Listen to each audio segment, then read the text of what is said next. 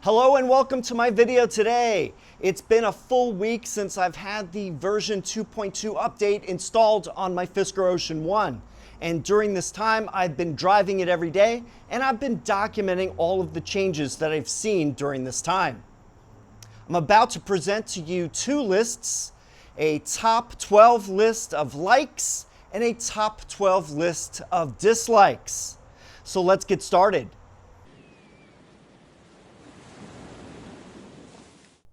Well, I'm inside the car right now. It has been raining every day and I've had a hard time trying to get the car outside to do a video for this. So you're gonna have to have me inside a parking garage where it's nice and dry. And I'm gonna give you my top 12 list of likes for the Fisker Ocean Update 2.2. One thing I've missed with not getting the 2.1 update is the upgraded Telltale lights on the driver's screen. This was a recall that requested that the Telltale lights have larger text on them. As you can see, the 2.1 and 2.2 update has the larger text on the symbols, so it's easier to read from the driver's seat.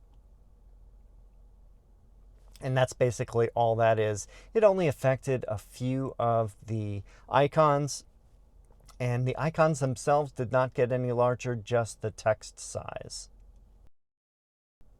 Number 11.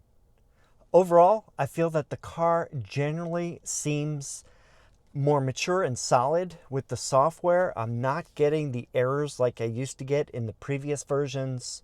So I must say that it's nice to see that. Unfortunately, this is what the software should have been when I purchased the car over 10 months ago, but it is what it is.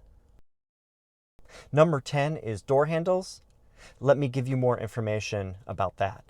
One thing I noticed that when you're in drive and the door handles are in, usually in the previous versions, if you hit park, the door handles would come out, but they still stay inside. So if you want them to pop out when you're parked, you can press the unlock button right here, and then they come out. Let's try it again with another method. If we press the door handle twice, they will also pop out.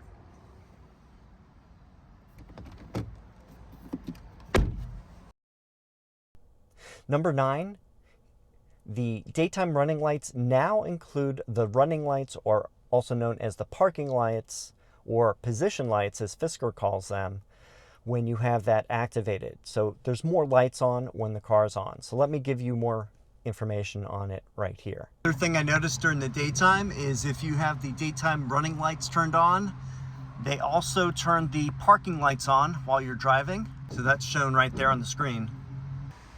Here I'm showing you the daytime running lights are enabled, and let's take a look at them right now. So when the daytime running lights are activated, you're gonna see both sets of lights on, and if you have the adapters for the lighting, this and this are gonna be on, otherwise you're not gonna see those active.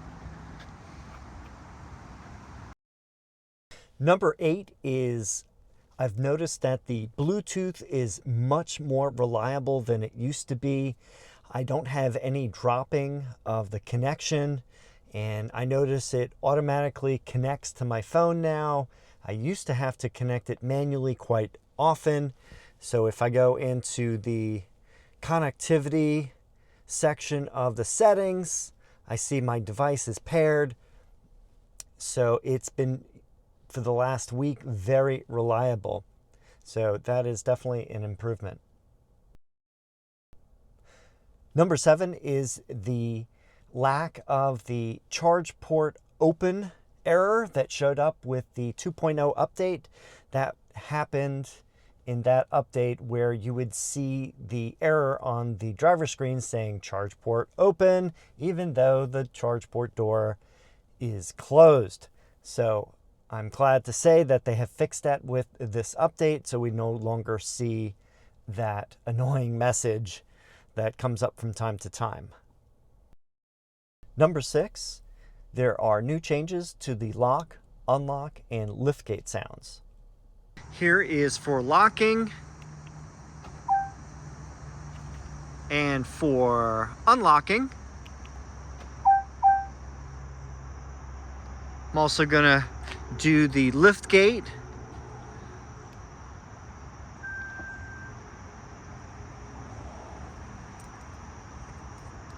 And for the liftgate closing.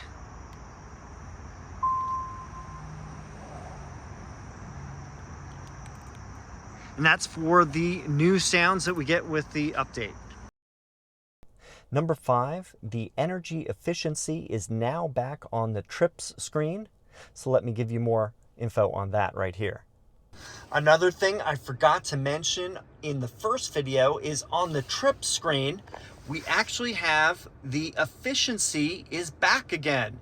So we're seeing 0.32 kilowatt hours per mile. I wish they had put this in watt hours per mile because it would have more significant digits. For example, if it was 320 or 324, we don't know what the exact watt hours per mile are. It's just 2 significant digits on this one. So not totally great, but we do have the energy efficiency back again. And we lost that with the 2.0 update. I think it came with 1.11, if I'm not mistaken, and they removed it in 2.0 for some reason. I think there was some miscalculations. I don't think it was including Regen in the statistics, so it was throwing off the car's efficiency and was making it less efficient than it should be. Here is the information that I see right now. Number 4 is the smooth regen, and I think it is definitely smoother when you let off on the accelerator.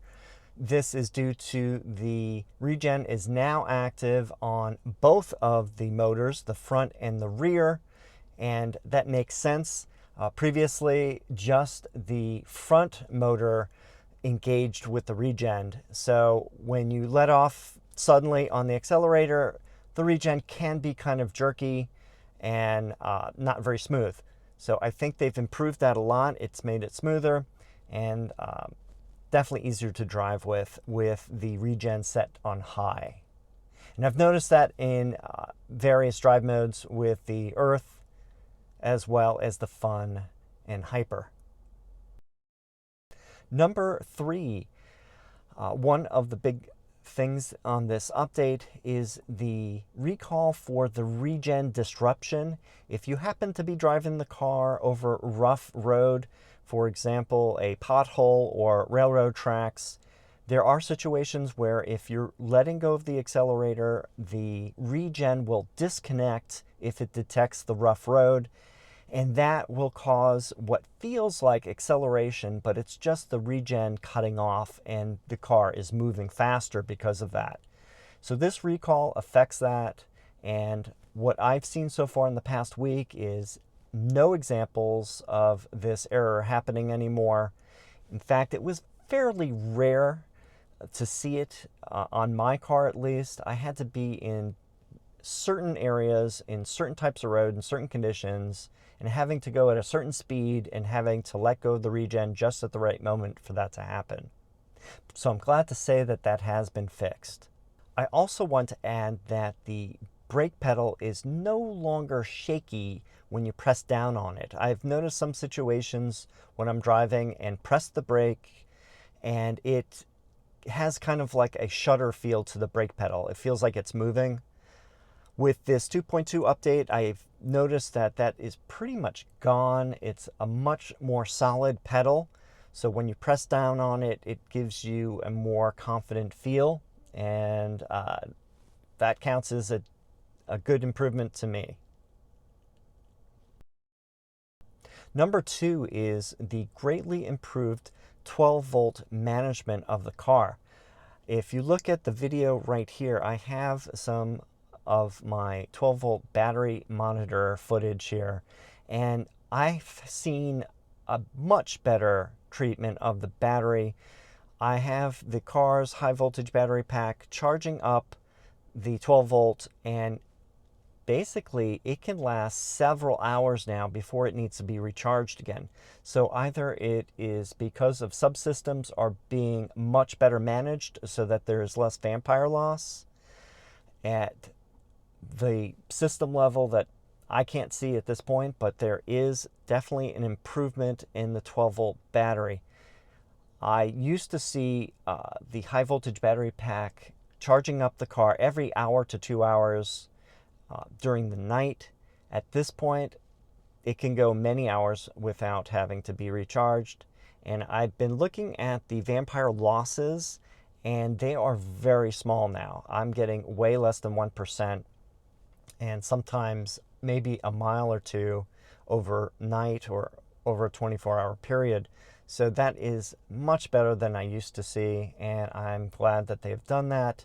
It makes the car much more efficient and less stress on the 12-volt battery, which has been causing issues in the previous updates since I've purchased the car. And some people have lost 12-volt batteries because of this issue, along with the updates that have been very stressful on the 12-volt battery. This is a view of the battery monitor. It's showing 12.7 volts at 77% capacity of the 12-volt battery. Let's look at the history. Back around, I would say, 2 in the morning, so overnight, it has been off of the charger, and it's just been charged up by the high voltage battery pack. And we can see that there were 2 times where it charged during the night to 14 volts. But check this out, from 2 a.m. all the way to right now, it has been just using the 12-volt battery. There has been no high voltage battery use, and also the drain on the 12-volt is very low. That is pretty amazing. I would say this is the first time I've ever seen this type of chart on my Fisker Ocean. So there's definitely a change in the 12-volt maintenance by the car with the update to 2.2. And number 1 is V2L. Vehicle to load adapter has been activated in the North American market with the 2.2 update. Check this out. All right, my second test of charging with the ChargePort V2L adapter here, and I have the car locked, and it is still charging away. So you can either have the car locked or unlocked, it doesn't make a difference, and you can get at least 1 hour of charging and possibly more. So I think that's great news for anybody who wants to use this V2L adapter, say when you're camping or other situations where you need the adapter attached to the car can actually be locked and secure, and you don't have to worry about anybody getting into it. And now we have the top 12 dislikes from this update. Starting with number 12 is that this update 2.2 is most likely the last update that we will see as far as software goes from Fisker Inc. Due to the bankruptcy. If there's any future software updates, it's going to be done by a third party, and we'll most likely have to pay to have that installed. So we will see exactly what that means in the future. I'm not counting on anything at this point, but if there is any software updates in the future, we'll be glad to see them if they do arrive. Number 11, something that I didn't see with this update, and some people have mentioned that they have seen, is the hill descent mode. So if you're going down a steep hill, you will have this little icon on the screen showing that the car has changed the mode, I guess to compensate for the steep decline in the driving. So I think that affects maybe the regen aspect of when you're on a hill. Don't know. I haven't experienced it myself, so I can't comment on it. So unfortunately, I have to say it's a dislike for me because I haven't seen this implemented on my car. Number 10, key fob improvements. I mean, overall, the key fob has been pretty good for me since 2.0. It unlocks almost every time on one press or locking on one press. The only thing I'd like to see improved is the distance. It's very inconsistent on distance. Sometimes I have to be about 10 feet away for it to work. Other times I could be 40 feet away. So I'm not sure why there's a difference in the distance and the effectiveness of the key fob, but that's definitely a dislike for me at this point. Number 9 is some people have mentioned that the audio system has been improved. I have not noticed that at all. I've tried different EQ settings and I really can't tell any difference between the 2.2 and the 2.0 as far as music goes. Some people mentioned that the music sounded richer or fuller. Not sure I've experienced that at all. One of the things I'd like to have had with the audio system is much better control over the balance and fading, which is kind of crappy, I think, in the car. It has a definite front bias to the speakers, which I don't really care for. I prefer a more even around the cabin sound. So that's my dislike for the audio system. Next, number 8 is for the navigation. Some people have reported that the navigation is updated, has a different appearance for the typeface on it, and just generally appears better. I haven't experienced any changes with the navigation. It seems to be the same to me. Number 7, the nav maps have never updated for me on previous tries. I've done this on all the major software versions. It does allow you to download maps, but they don't upload. So I give an example right here. You can see what I did with this update. Here's something else I was asked to look into for the 2.2 update.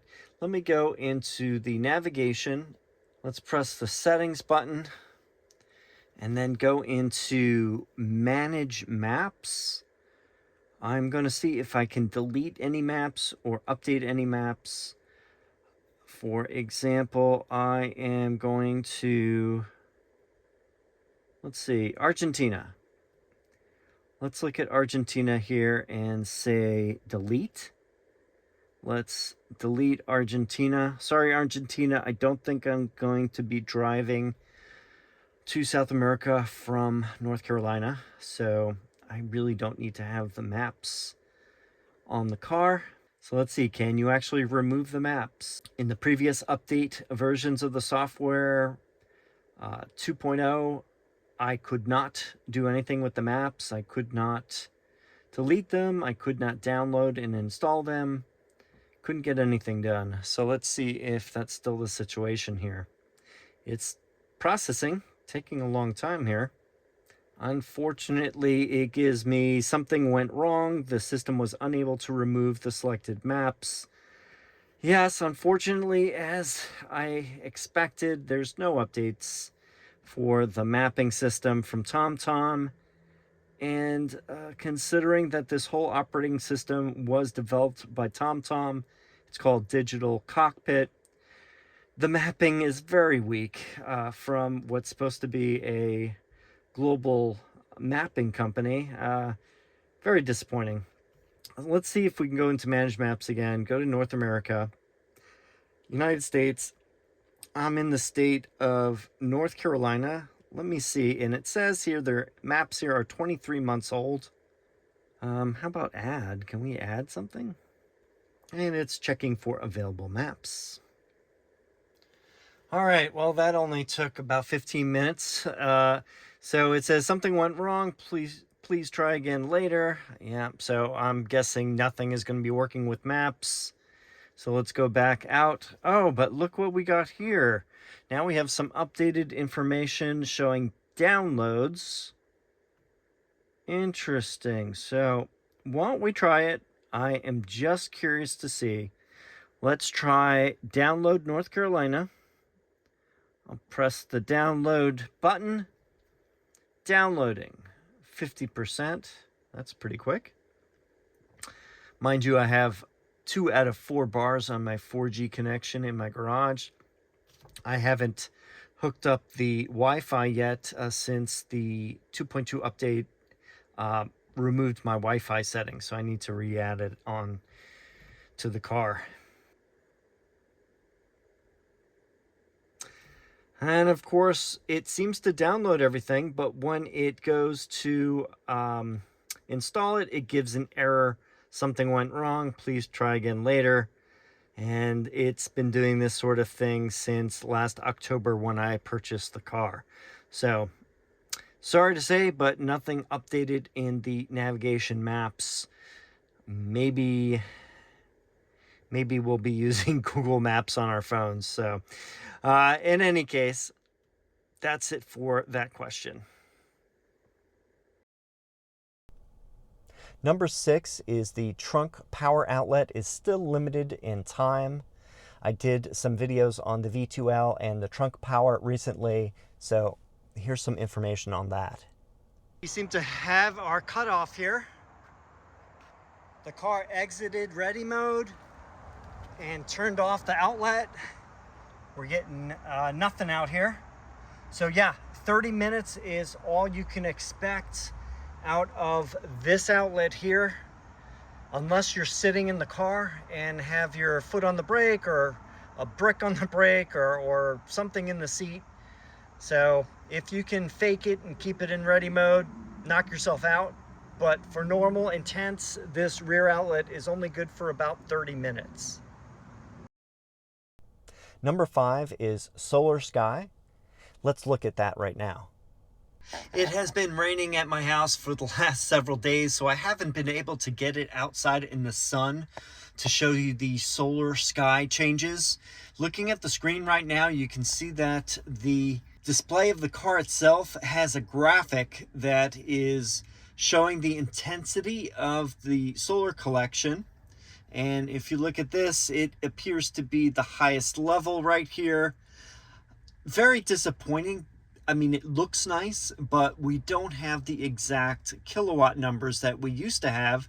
That was a really handy way to know exactly how much the car was generating with the solar panels. We still have the information down here for the total range added. My car is 60 miles. It's 19 kilowatt hours. My car happens to be on the low side since I park in a garage at home and at work, so the car is not sitting out in the sun very often. There's some people who have easily 5 to 8 times more range added than my car over this time that I've owned it, which is about it's getting close to 11 months now. But if you look closely, it is a really cool looking graphic. It is very sunny outside, so what I'm gonna guess is that it's probably in the neighborhood of 70 to 90% capacity right now. Since the sun is overhead, it is noontime, which is maximum amount of sun during the day, in my area at least. So that's basically what we see here. Number 4. Something that I really wished happened on this update is true one-pedal driving. It is something that a lot of EVs have right now, and you get very used to it if you have one-pedal driving. I know that the addition of the brake hold mode is definitely an improvement, but you still have to press on the brake to activate it. Otherwise, the car could move forward or backward until you press the brake. So that's not that great. So unfortunately, we don't have one-pedal driving. So that's on my dislike column. Number 3 is the engineering mode that I did a video on previously. is no longer working with the update 2.2. From what I've heard is the password has changed and we no longer have access. Here's info on that right now. Another thing I was asked to look into was if the secret menu still works. So we get into that by going into settings and then going into vehicle and service.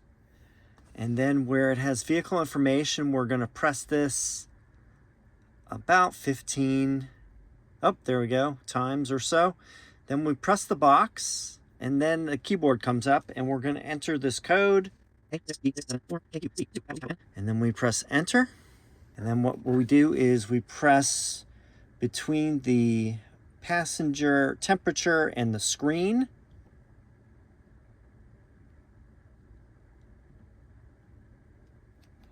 Oh, it may not work anymore. So unless somebody else can get this to work and let me know about it, I don't think we have access to that secret menu anymore that I did in a previous video. That's kind of a bummer, but maybe there's another way and we just haven't found it yet. So that's it for now. Number 2. The big problem with the update is my California mode got messed up. When I first got the update and tried doing California mode, several of the windows would not open, and I had to do resets on all the windows. And one thing I've noticed, as the doggy window on the left side is not opening at all, the right one does open. And I've tried all I could with resets. However, I could not get that one window to open. So when I do California mode now, check this out. I let the car sleep overnight and I'm gonna try California mode again and see what we get. We got the driver's window open, passenger, don't have the left doggy. We have liftgate open, and we have all of these in this side open. So I got one window that's sticking on me. So I am gonna see if I could do a reset on the main California mode button here and see if I can get that to work. And number 1 on my dislike list is the change in the miles remaining that are shown on the driver's screen. It is now quite a bit less than the original, and I think they did this to make it more realistic. The previous versions of the software, when you filled up the car 100%, it would show 360 miles no matter what, which is based on the EPA miles for the car. It's pretty acceptable. My Tesla does the same thing. It fills up at 100%. It shows the miles remaining for the full capacity at the time and the EPA miles. So it's a little bit different because it accounts for degradation. However, on the Ocean, it is the full amount all the time, which I think some people didn't like because that it's not really that realistic when you're driving around town or on the highway at high speeds. So what the car is doing now is it is showing the range based, I'm guessing, upon your previous driving. Not sure how far back it's going, if it's looking at the last 50 miles or 100 miles, 24 hours, not sure. But it is giving a miles number that's remaining that is less. For example, on my car, I'm getting in the 340 something range instead of 360 at 100%. So for me, that's not that big a deal. That's probably what I do have when I'm driving around locally. So it's not that big a deal, but it is kind of a disappointment in seeing this lower number. I really want to take it out on a long distance trip and see if the actual miles are decreasing. From what I've heard from some people, they say the percentage that is shown state of charge is still the same as it ever was. It's just the miles that are being adjusted. So if you drive a full trip on, for example, try to do a 100% drive, I'm guessing it's going to be close to what it was before, but it's hard to say. So I really need to take it out on the road to see if this decrease in miles actually affects anything when you're using the whole battery pack. For example, day-to-day driving and you charge the car up every night when you get home, this really doesn't make a difference and it's not that much of a negative. But it is a big enough thing that I think it is the most important dislike that I have on this upgrade. Well, that wraps up my video on the top 12 likes and dislikes for this update 2.2. Even though I've listed an equal number of likes and dislikes, make no mistake, I thoroughly enjoyed this update and I definitely recommend it to Fisker Ocean owners. If there's anything I missed in this video, please let me know in the comments section below. And also, if there's anything you want me to cover in future videos, let me know that as well.